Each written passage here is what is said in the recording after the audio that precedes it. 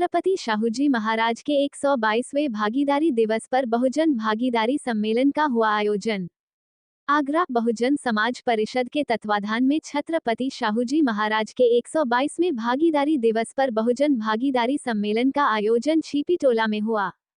कार्यक्रम के मुख्य अतिथि माननीय दिनेश कुमार गौतम ने लोगों को संबोधित करते हुए बताया कि इस कार्यक्रम का मूल उद्देश्य यह है कि कोल्हापुर महाराष्ट्र के लोकराजा छत्रपति शाहूजी महाराज, जिनका जन्म 26 जुलाई 1874 को कोल्हापुर में हुआ और 26 जुलाई 1902 को ही छत्रपति शाहूजी महाराज ने भारत देश में अपनी रियासत के सभी सामाजिक, आर्थिक, शैक्षिकी रूप से पिछड़े नागरिकों के लिए राजकाज में 50% भागीदारी देना सुनिश्चित किया था और देश के अन्य राजाओं से भी इसी प्रकार व्यवस्था तय करने के लिए अनुरोध भी किया था।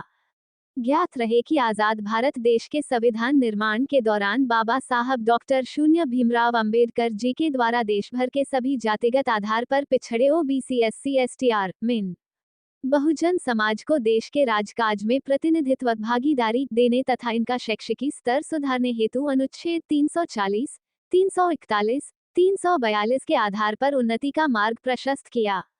ये सब कुछ राजर्षि छत्रपति शाहूजी महाराज की व्यवस्था के आधार पर ही संभव हुआ था। मेरा नाम दिनेश कुमार गौतम है। मैं बहुजन समाज परिषद का राष्ट्रीय अध्यक्ष हूँ और मैं मान्यवर काशीराम जी का कार्यकर्ता हूँ। हम लोग बहुजन भागीदारी सम्मेलन के इस कार्यक्रम को आयोजित कर रहे हैं। यह इस प्रकार के आयोजन मान्यवर काशीराम साहब पूरे देश भर में किया करते थे, मेले लगाते थे, बड़े बड़े आयोजन करते थे। उसी प्रक्रिया को, उस श्रृंखला को हम लोग आगे बढ़ा रहे हैं। छत्रपति शाहूजी महाराज ने 26 जुलाई 1902 को 50% आरक्षण जिसे कहते हैं प्रतिनिधित्व भागीदारी अपनी रियासत में की थी और उसी प्रक्रिया को आगे बढ़ाते हुए बाबा साहब डॉक्टर अम्बेडकर ने भारतीय संविधान में आर्टिकल 340, आर्टिकल 341 और 42 दे करके भारतीय संविधान में संवैधानिक जो हक अधिकार बहुजन समाज को दिए थे, ये भागीदारी आंदोलन की देन है। साहू महाराज की उस आरक्षण व्यवस्था की देन है कि बाबा साहब संविधान में वो व्यवस्था कर पाए। तो भारतीय संविधान से पहले अगर हमको हक मिले, हक की मिलने की शुरुआत जहां से हुई वो 1902 से हुई और साहू महाराज ने जिसकी शुरुआत की, तो हम उस प्रक्रिया को, श्रृंखला को बरकरार रखते हुए मान्यवर काशीराम साहब का अंतिम 2002 में बहुजन भागीदारी सम्मेलन कोल्हापुर में हुआ था। 100वां भागीदारी दिवस के उपलक्ष्य में वो कार्यक्रम था। उसके बाद 10 वर्ष तक इस देश में कोई कार्यक्रम नहीं हुआ।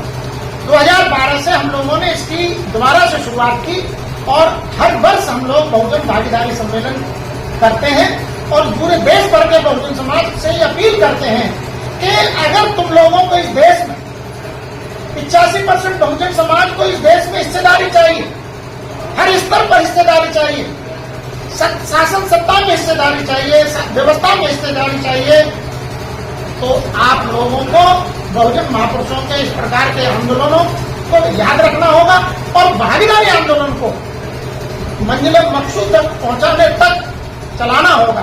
अगर बहुजन समाज ने भागीदारी आंदोलन नहीं चलाया तो OBC, SC, ST, religious minority कभी एक नहीं हो सकते और अगर ये एक नहीं हो सकते तो शासक भी नहीं बन सकते और शासक नहीं बन सकते तो इनके हिस्सेदारी की बात करना ही बेईमानी है। इनको कुछ भी नहीं मिलेगा। ये गुलाम बनाने के लिए इनको बहुत पीछे धकेला जा रहा है। हमको 100 साल पीछे धकेला जा रहा है और जिन लोगों से हमारी लड़ाई है वो लोग हम पर शासन कर रहे हैं और जिनको शासन करना चाहिए वो गुलामी कर रहे हैं। ये बहुत बड़ा मामला है। तो बहुजन भागीदारी सम्मेलन के माध्यम से पूरे देश के बहुजन समाज को हम लोग ये संदेश देने का काम कर रहे हैं कि आप लोग अपने संवैधानिक अधिकार पाने के लिए और देश का शासक बनने के लिए एकजुट हो जाइए, आगे आ जाइए और अपनी जिम्मेदारी को निभाइए। सर, मेरा प्रश्न है आपसे कि भागीदारी की बात आती है, दलित और बहुजन समाज के लोग ही भागीदारी की बात करते हैं, लेकिन आज सदन में देख लीजिए और लोकसभा में संसद में देख लीजिए, तमाम बहुजन नेता है, लेकिन वो उन तक आवाज क्यों नहीं पहुंच पाती है भागीदारी की? वो बहुजन नेता नहीं है, वो बाबा साहब ने 25 सितंबर 1932 को कहा था, जब पूना पैक्ट हुआ था, गांधी ने किया था और हमारे साथ षड्यंत्र हुआ था, हमको डबल वोट का अधिकार मिला था और वो डबल का वोट अधिकार छीनने के लिए गांधी जी ने आमरण किया था। तो बाबा साहब ने कहा कि ये मुझे मजबूरी में ये पूना पैक्ट करना पड़ा है, मैं इसे करना नहीं चाहता।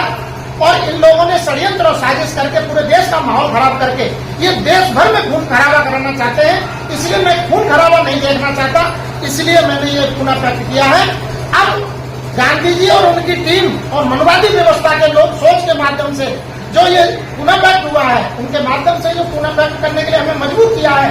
अब हमारे समाज में लीडर पैदा नहीं होंगे, मुंह पर पट्टी बंधे कुत्ते पैदा होंगे, न भौंक सकेंगे न काट सकेंगे। इसलिए जितने भी सर ये लीडर है, बहुत बड़ा प्रश्न, बहुत बड़ा प्रश्न नहीं है, ये क्लियर है, 100% सच है, प्रश्न चिन्ह है। ये सच है और सच में प्रश्न चिन्ह लगना भी चाहिए। ये जितने भी सांसद विधायक मिनिस्टर बैठे हैं, ये हमारे लीडर नहीं है, ये गुलाम और डीलर हैं। इनके वो बाबा साहब के कहे हुए शब्दों के मुताबिक वो शब्द आज सच साबित हो रहे हैं। न तो ये भौंकते हैं, न ये हमारे दुश्मन को काटते हैं, जिससे हमारे हक अधिकार, संवैधानिक हक अधिकार छीने जा रहे हैं और ये बैठ करके देख रहे हैं। लेकिन सब देखा जाता है कि माननीय काशीराम साहब के चलचित्र को लेकर के, नीला झंडा लेकर के आज मिशन मूवमेंट की बात कर रहे हैं, लेकिन विचारधारा वो दिखाते हैं, लेकिन आज वो धरातल पर नजर नहीं आ रही। उनके बारे में क्या बोलता है? माननीय काशीराम साहब की साजिशन हत्या हुई है, मृत्यु नहीं हुई है, और हमारे महापुरुषों की मृत्यु स्वाभाविक बहुत कम की हुई है।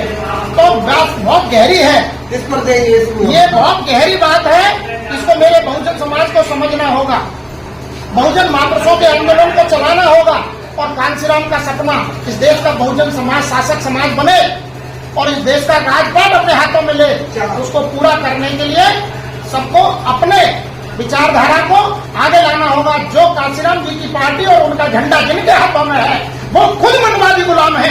9% वोट रहेगा, 4 बार सरकार बनेगी। मैं कह रहा हूँ जिनके हाथों में माननीय काशीराम साहब की पार्टी और उनका झंडा है, वो मनवादी गुलाम है। उनकी भी स्थिति वही है जो बाबा साहब ने 25 सितंबर 1932 को कही थी कि अब हमारे समाज में लीडर पैदा नहीं होंगे, अब मुंह पर पट्टी बंधे कुत्ते पैदा होंगे, न भौंक सकेंगे न काट सकेंगे। ये बात वहाँ भी आज लागू है।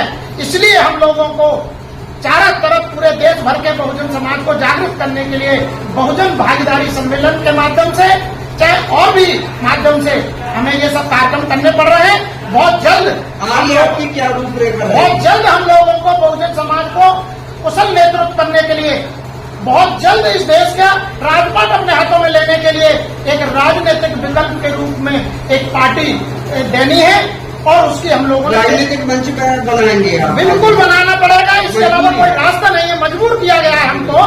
काशीराम जी के कार्यकर्ता क्या करेंगे जब उनकी पार्टी